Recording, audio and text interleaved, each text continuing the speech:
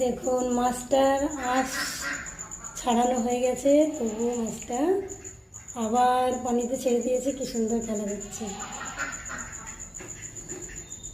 এই যে মাছের গায়ে কোনো আঁশ নেই, আমি তুলে ফেলেছি।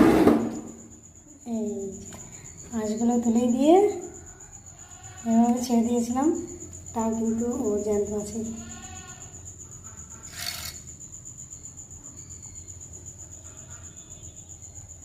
এই যে নড়ছে এখনো।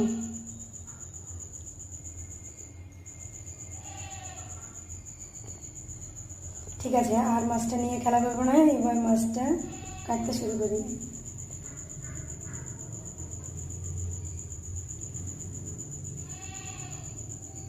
এটা অন্য কোনো মাছ যদি হতো, ওই যে শোল মাছ, তাহলে কিন্তু ওর মুখগুলোতে কাটা থাকে। আরও কিছু মাছ আছে